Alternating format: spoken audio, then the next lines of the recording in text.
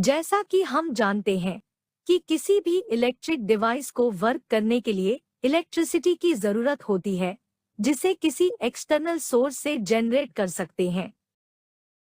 Animation में हम देखते हैं कि एक्सटर्नल सोर्स के लिए एक बैटरी ली गई है। जब बैटरी को सर्किट से कनेक्ट किया जाता है, तब बैटरी सर्किट के दोनों टर्मिनल पे पोटेंशियल डिफरेंस अप्लाई करता है, जिसे हम वोल्टेज कहते हैं। वोल्टेज अप्लाई होते ही सर्किट में इलेक्ट्रॉन्स फ्लो होने लगते हैं और इस इलेक्ट्रॉन्स फ्लो को हम करंट कहते हैं। सर्किट में करंट और वोल्टेज को मेजर करने के लिए एमीटर और वोल्टमीटर लगाया गया है।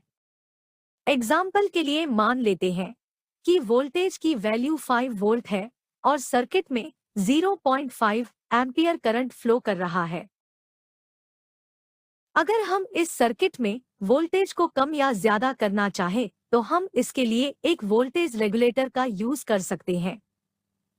एनिमेशन में हम देखते हैं कि जब वोल्टेज को कम करते हैं तो करंट की वैल्यू भी कम होती है और वोल्टेज को बढ़ाएं तो करंट भी बढ़ने लगता है।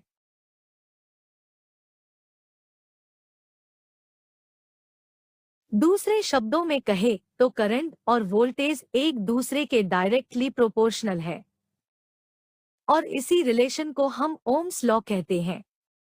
साथ ही ओम्स लॉ ये भी कहता है कि वोल्टेज और करंट एक दूसरे के डायरेक्टली प्रोपोर्शनल होंगे जब टेम्परेचर कांस्टेंट होगा। इस इक्वेशन को सिंप्लीफाई करने पर हमें प्रोपोर्शनैलिटी कांस्टेंट मिलता है, जिसे रेजिस्टेंस कहते हैं और इसकी यूनिट ओम होती है। ओम्स लॉ को हम कुछ इस तरह डिफाइन कर सकते हैं। Ohm's law states that